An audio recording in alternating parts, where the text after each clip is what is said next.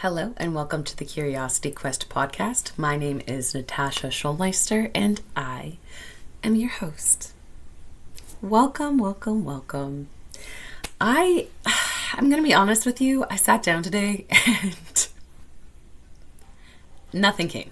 I had no idea what to record, no big insight, no big topic, no spark, and I thought maybe that's the conversation that we need to have. So today we are going to talk about when you feel uninspired, what it means, why it matters, and how others throughout history have understood these moments of emptiness, because that's what it feels like, emptiness. And I'm not punishing myself for this either, by the way. I feel as though this is such a relatable topic. I am having grace for myself. We just ran our second marathon on May 4th, and that was a little over a week ago. I also am dealing with a lot of hormonal stuff because I got my IUD removed permanently, and I've had a hormonal IUD for 9 years straight. So there's just a lot going on, and I feel like my body is just figuring it out, which then means my brain is also figuring it out. I keep calling it the Microsoft loading screen. That's my brain right now. And it'd be so cruel of me to be angry with myself for not having all of the answers. And yet I seem to do this quite often. This seems to be like the first time I'm not doing it. And I know others have felt that way. I know others have felt that way. I've heard them say it. I've heard them share it. I'm sure if you're listening to this, you've also felt pressure to show up and have all the answers or know what to do, or I don't know. I think we just need to normalize the experience of feeling uninspired. And it's also good to acknowledge the pressure that we place on ourselves to always produce, especially in creative and leadership roles. We put so much pressure on ourselves, and I know it's a reflection of what society is putting on us as well. But yeah, usually when I'm preparing for episodes, I have an idea like last week. I've just had ideas. There's so many topics that I'm excited to talk about. There's so many topics I haven't even touched that I want to talk about. I know I want to talk about. But usually I have some type of pull, and then there's something in my life that just pushes me towards a specific idea. And I just didn't have any of that this past week. I had nothing. I'm going to be honest. After the marathon, I was just pretty cooked. And I have clients, so I put all of the creative energy that I had towards them. So you can imagine how different this feels for me. And at first, if I'm being fully candid, because I sound like I'm all cool with this and feeling perfect and graceful and all of those things, at first I had the thought that I had this thought in my brain where I'm like, oh, maybe I can't actually handle doing all of these things. And then very quickly after that, I was like, oh wait, no, I can 100%. I can 100% do this. And this podcast can be special still. Today's episode can be special still. I can use this for something good. So I wanted to be clear on that and hold myself accountable and be vulnerable. So here's some ideas that I have written in my notes. Modern productivity culture, how we've been conditioned to equate our value with what we produce. The myth of constant inspiration. There's a psychologist named Rollo May, and I want to talk about him and his ideas. There's a few quotes that I'd like to share that I pulled. There's some different philosophical and spiritual perspectives that I'd like to navigate with you guys because I don't know them. I haven't read all. Maybe I have read them, but I haven't read what I was given. I wanted to make it a surprise for us all as part of our flow. I also wanted to share a personal story, not of this situation, but where I felt really stuck and I surrendered to it. And yeah, I have to reflect on these moments in my life to remind myself that typically when I have a halt in my brain, in my creativity, it's asking me to pause and reflect so that I can go deeper.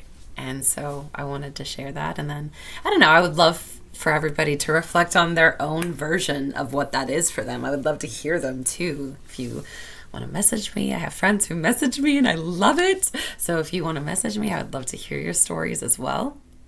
And then just an invitation for us, some reflective questions that, you know, I'll share my answers on. And if you would like to answer them on your own, that would be super groovy.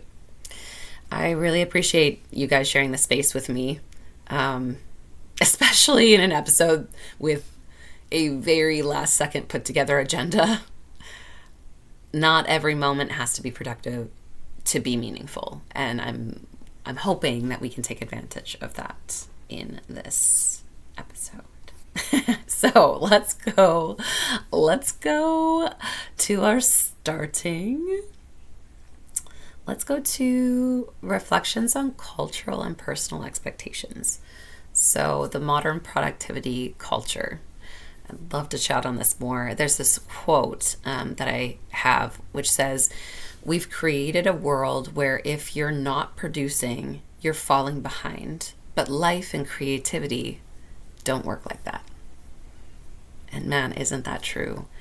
This idea that we have to work so hard, we burn out to prove that we are worthy of showing up. It's getting old. And I know a lot of people struggled during COVID. I also struggled during COVID. It was a very confusing time for a lot of people. I don't want to say everybody because I can't speak for 7 million people, but I feel like COVID, the after effects of COVID in my world has actually allowed for a shift in this culture, or a conversation on a shift at the very least. A lot of workplaces that I'm hearing about now are starting to be open to 4-day work weeks, which is huge. I love everything about a 4-day work week. I love that. There's so many companies that are strictly, work from home or work remote now, which is incredible. With that being said, some are also split. So they're offering part of the week at home, part of the week in office. And that wasn't really a conversation that we were having before that. Or not in the spaces that I was experiencing my career. I remember wanting it though and fighting for it and just being so exhausted. I was so exhausted. And I've had this mentality since I was a child. Being in sports is where it started, and then school and sports and then work. And I was taught that if you aren't willing to sacrifice yourself, then you don't really care. And it's so backwards. It makes no sense. It feels very abusive to me because it's like, wow. So you have to be willing to sacrifice and fall on a sword for a company that will happily replace you to maybe get a raise, to maybe get accolades. You're not even guaranteed those things. You could work hard and burn out and do that for years before seeing any type of positive response from a leader. And so it's just concerning. It's concerning. It also led, and I don't know if anybody can relate to this. I'd love to hear if you can. It led to me seeing compliments as useless. and this sounds bad. I'm hearing myself say this out loud. And this was such a big part of my life for most of my life, and I'm still working through this. I'm still slowly navigating compliments. However, how I saw compliments, I saw them as useless because they didn't tell me how I could be better. They just told me how I was doing well. And that's great. Like, awesome. I'm so glad. This is how I thought, by the way. This is not how I think anymore. But this was me back then, where I'd be like, that's great. Awesome. I'm glad to hear that that is good. What more can I be doing? How can I be doing better? Give me feedback. Give me criticism. Give me anything so that I can just be this hyper vigilant machine that, yeah. Anyways, I'm very happy to be working through this and letting that go. Because it matters. It does matter what you're doing well in. It does matter what you're excelling in. It does matter receiving compliments. It does matter. It really matters in this world. So yeah, this is a product that, I don't want to say of the Industrial Revolution. That's what this says. I do believe there was a hustle culture prior to, or a productivity culture prior to Industrial Revolution. However, I do understand that it significantly increased during that time frame, and then with all of the tech coming through and everything becoming faster and faster paced, we expected people to work faster and faster paced and to just be more and more and more efficient, and it got out of hand because we're not computers. We have this beautiful opportunity to feel and be a part of something really special, which is life, experiencing life. Do you know how many people only got to experience an office in their life and they died before they ever actually got to experience life? Because it's more than you're thinking right now. It's not just one or two. There's a significant amount of people, and it's on them. I respect the people that are like, yeah, well, they could have. Sure, yes. I just find it difficult to expect that from a person who is groomed since childhood to operate that way. You know what I mean? Like, they're conditioned. And there was nobody really around to show them different conditions available. So that's my Cole's notes on that one. I don't know why I said it like that. Okay. The myth of constant inspiration. So I want to talk about the psychologist, his name is Rollo May. And I said this, he argued that creativity requires a tolerance for ambiguity and emptiness, that our greatest ideas often emerge because of discomfort, not in spite of it. And I'm pretty sure, I want to just look this up really quickly. Yeah, he wrote a book. Okay, so he wrote a book called The Courage to Create. He wrote a few books, but The Courage to Create, I feel like, better relates to what we're talking about right now. But he also, here, I'm going to just pull it up so that I don't talk out of my butt. He also wrote, like, oh my God, so many books. This is wild. It might be easier for everybody to just look this up. He wrote The Art of Counseling, Existential Psychotherapy, Symbolism in Religion and Literation, My Quest for Beauty, Power and Innocence, The Discovery of Being, Freedom and Destiny, The Meaning of Anxiety, Love and Will, The Courage to Create. So he's written, you get my point, he's written some books around this idea of what life is, how to live life. Yeah, and I find him incredibly inspirational. He has a lot that he had said. He's dead. He's very dead at this point. So no more coming from him, but so much came from him before he passed away. I highly recommend you check him out. His name is Rollo May. And then I have this quote by Madeline Longo. I can't. Longo. I'm gonna go with that. It's French. Inspiration comes in the middle of the work, not before it. Which so I just feel like that to me is sometimes the act of showing up anyways without a plan reveals unexpected insights. Like that's what that says to me. And you just have to be adaptable and allow yourself to be adjustable and in the moment to unveil something. Or what other people say, like, don't watch the kettle, or don't watch a kettle. You can't watch a pot boil, or, oh my gosh, I'm sure there's a phrase for this and I could look it up, but I'm not going to. I'm going to embarrass myself instead. That sounds great. Okay, let's look at the different philosophical and spiritual perspectives. Whoop, whoop. So there's a Buddhist perspective, an ancient Greek perspective on this, and then modern creativity research. Ooh, we're going to get learned together. This is exciting. Let's start with Buddhist. I'm not sure how many individuals have looked into Buddhism before or navigated Buddhist text. So if you haven't, I'm not going to go deeply into what Buddhism is. I highly recommend you check it out. They have some incredible ideas that I believe in. And I'm not committed to one spiritual perspective. Let's just go with that. Okay. So in Zen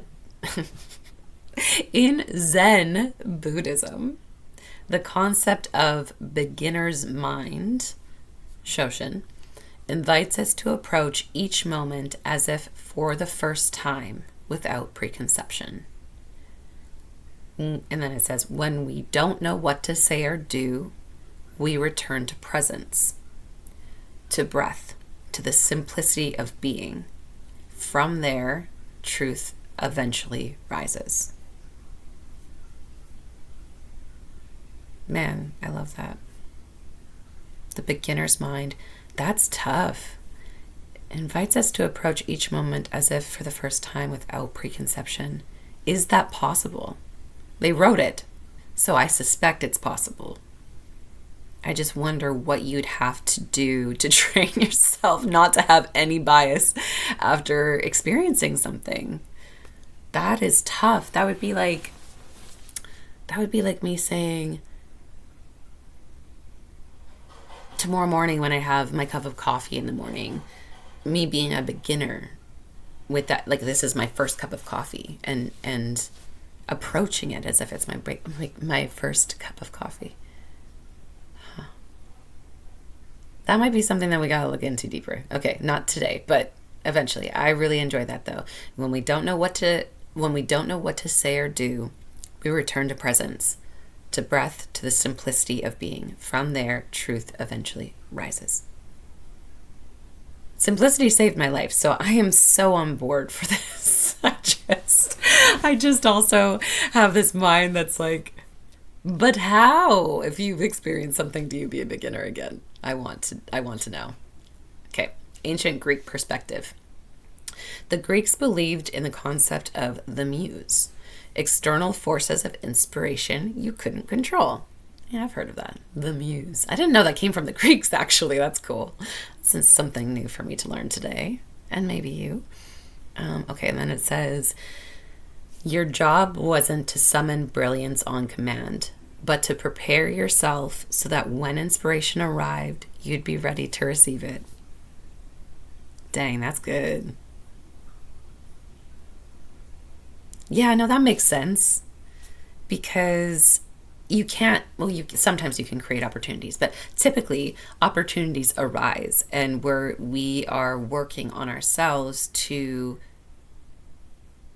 be able to jump on that opportunity, see it, and be able to jump on that opportunity when it arises for us. So it's the same idea. And I can say that makes sense. I would say most of my topics, most of my muses are from conversations that I have with other people. It just sparks this little thing in me. I'm like, oh, I want to learn about that. I get so curious and excited, and then I want to talk to you guys about it, and then I want to like learn together and do all of these things, and So yeah, I feel like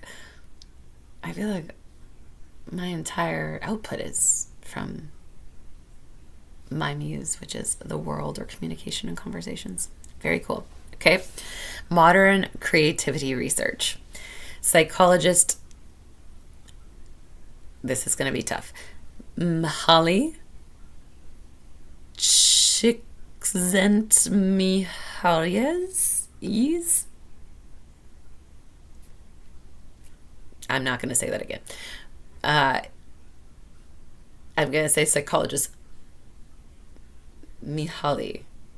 Hopefully I'm saying that right.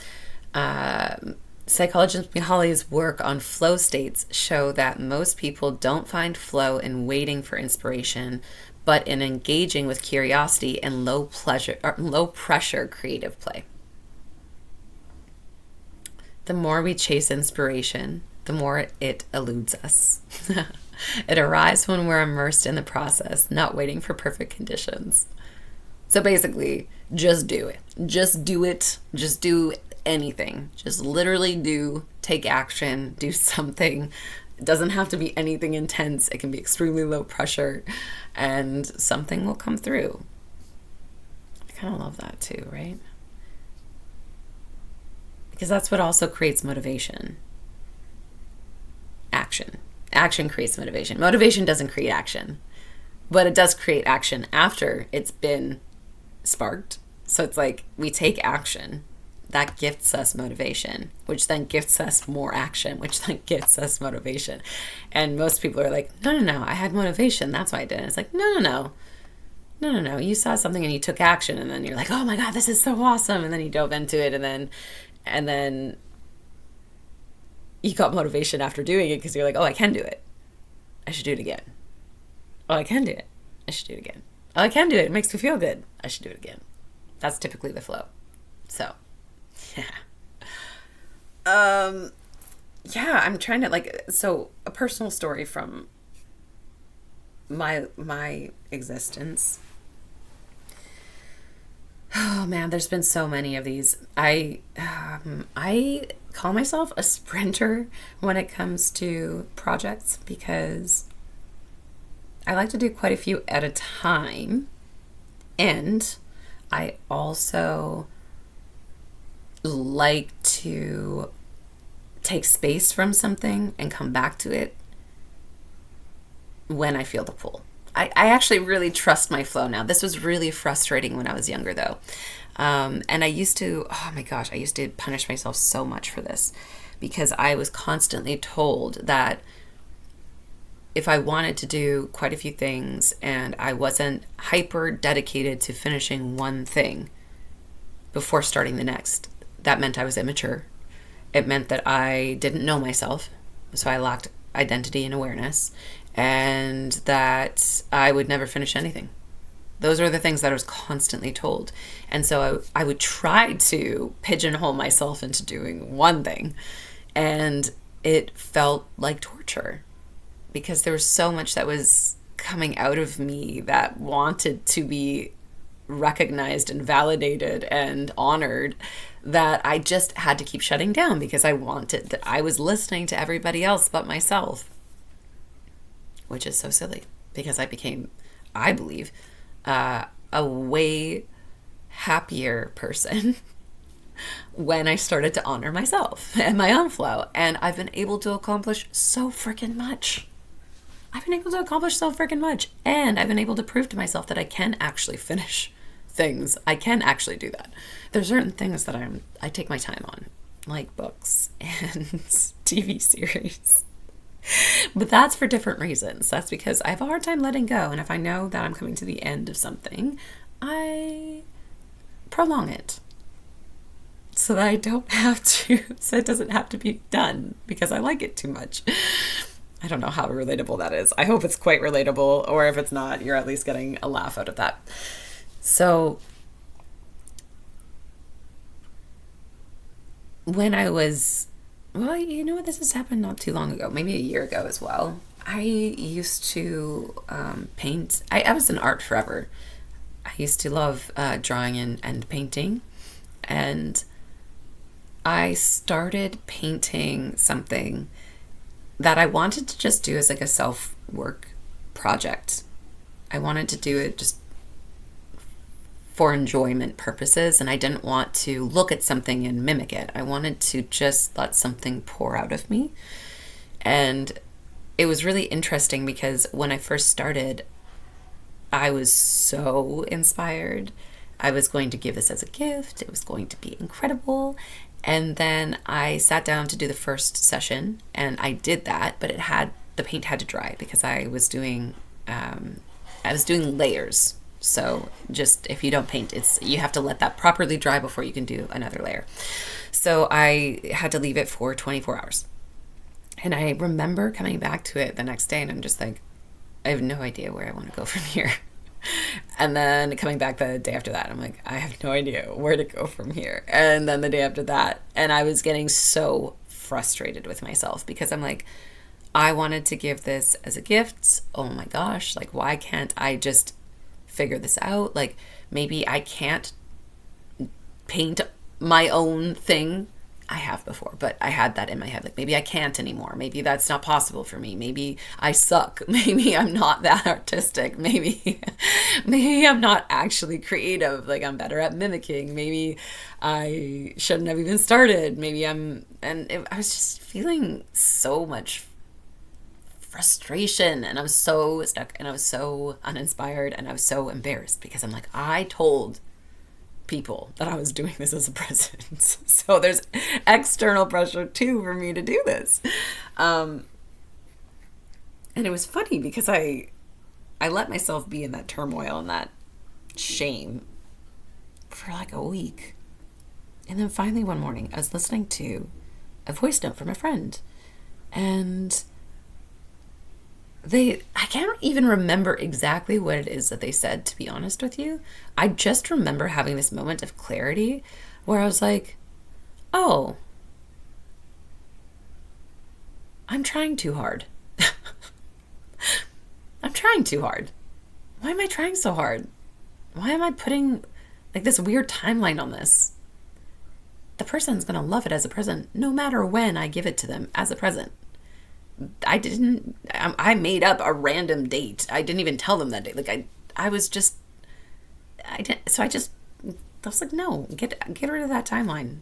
I will do it. I just need to let it come to me. Like, it's fine. I have to stop chasing. I have to stop chasing this. And I let it be. I was like, you know what? I'm going to just put it to the side. I'll have it out in my house so that I see it, so that I'm walking past it and it's still in my brain frame. Then I'm going to work on other projects. And I totally worked on a completely different project, a different artistic project, separate from that one that had nothing to do with it instead. That wasn't going to anybody or anything. I just again was doing it to do it just for fun. And then within a few days, it was like, oh, I know exactly what to do with this. It was so interesting though, because it was like I woke up with knowing what to do with it, and it made me really excited to start my day, though I had some things I had to do first to just like get to it. I was like, I want to get through all of this stuff. I want to get so I could get all, and then it just poured out of me, and I had so much fun. And it was so meaningful because I'm like, man, this is so different from anything I've ever created before. It was so different than anything I've ever created. I was really proud of it. And I am really proud of it. I'm still really proud of it. But I really had to get out of my own effing way. And it was so frustrating. It was so frustrating and embarrassing. And I brought so much shame in that was so unnecessary.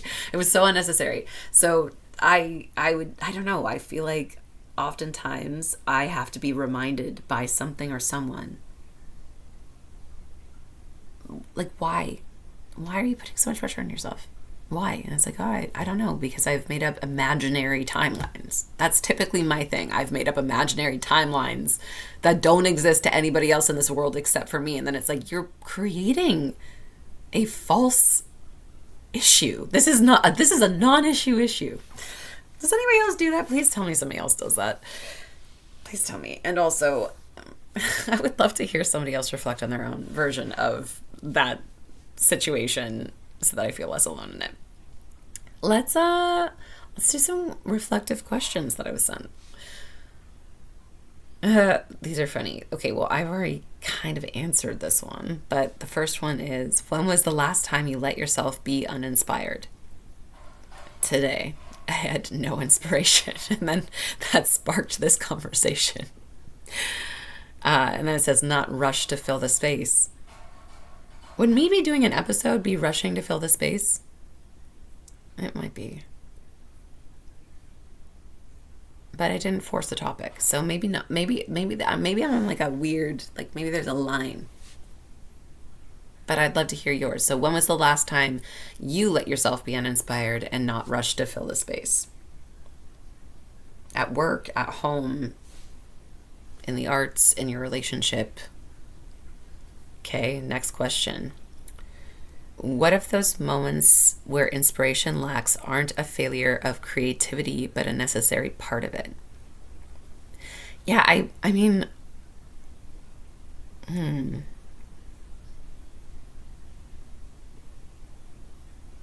yeah, I agree with that, because I feel like in other areas of my life, I can honor that space. It's just harder.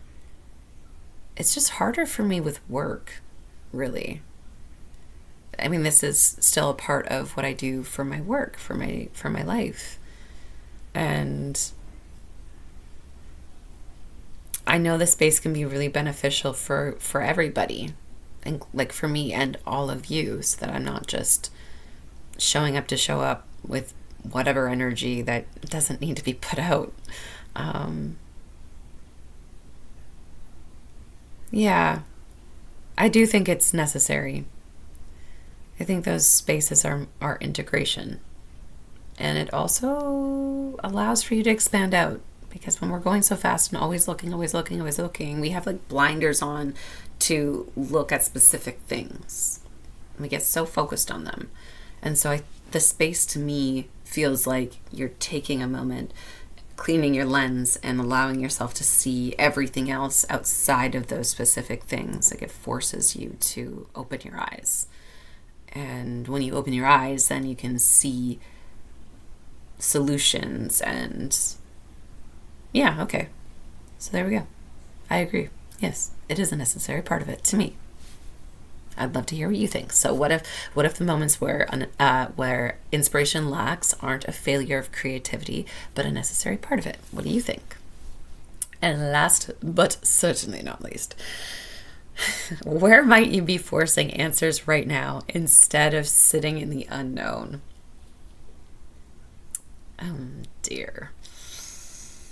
Where might you be forcing answers right now instead of sitting in the unknown?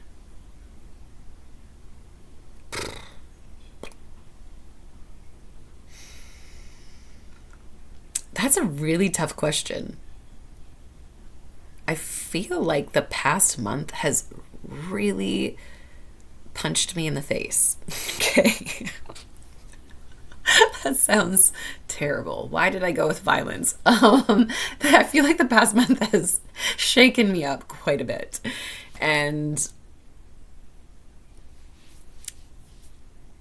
I've been forced to sit in a lot of unknown, while also completing things and entering the unknown on my own. Like the marathon, for example, being a big one. That was such a big part of my life for 4 months. And so having all this space and no next thing is weird.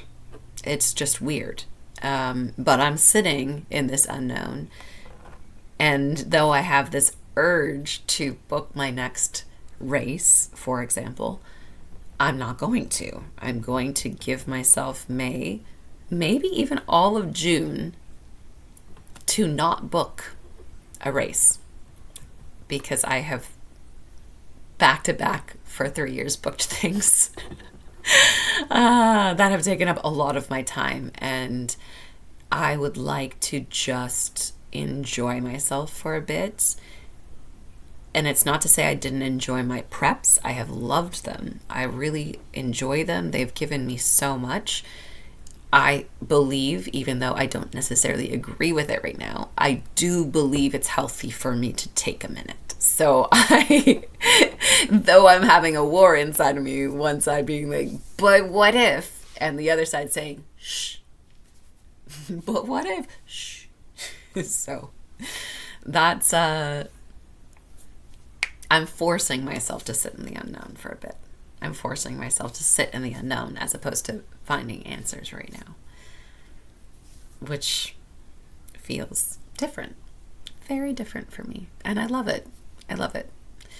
And then in my career, yeah, not forcing answers. I am planning. And then in my relationship, we're constantly in the unknown because we are both learners. We love learning. So I feel like we're really good and, for the most part, sitting in the unknown together, which is great. We're about to move to Australia for a year. We both have no idea what we're doing. That's great. And we both are like, okay, we're doing it together. So it's going to be fine. Oh my gosh. Okay. I have a couple of quotes that I really loved that I would like to end the episode with. One is from Albert Einstein, and he said, "Out of clutter, find simplicity. From discord, find harmony. In the middle of difficulty lies opportunity." He's awesome. And then the next one, the last one, is, I believe, Rainer Maria Rilke. And I don't know if I said her last name wrong, so apologies. "Be patient toward all that is unsolved in your heart and try to love the questions themselves." Love it. Love it, love it, love it. Well, thank you for being with me on this very uninspired episode. It felt nice to just show up, honestly, and be here and talk about this and still be able to create something that can go out there. And maybe somebody out there is feeling this too. And if you are, please message me. Let's hang out. Maybe not like in person, but in our chat. We can talk or something. Feels so nice to know other people are processing these things and also dealing with these things and navigating these things. It's so interesting because it feels very much like I'm okay doing it. It's all good. I'm doing it. And then I see somebody else is doing it, and I didn't even realize that I was, I don't know, tensing. And I just automatically feel calmer. I just feel calmer. I'm like, oh, okay, yeah, no, I'm right. Like, it's like, oh, no, I'm right. And I'm thinking it, and I feel it, and I believe it. And then I see it in somebody else, and I'm like, oh, okay, though, but I am right. Okay. Thank the Lord. All right. Because, like, what if I wasn't? And that may always be there for me. I don't know if that's just part of the human condition or not. I'm just being vulnerable and open about it because it's, again, highly relatable. I don't think I'm alone in that one at all. So, groovy gravy. I hope you have an incredible rest of your week. I don't know if that's really loud. I sat on my bed today. It felt good to sit on my bed. I'm never going to do it again, though, because it also felt really terrible on my back. But it felt comfortable for today's episode, so we'll take that as a win. Woohoo! I love you. I will see you next week, and hopefully inspiration finds us. Bye.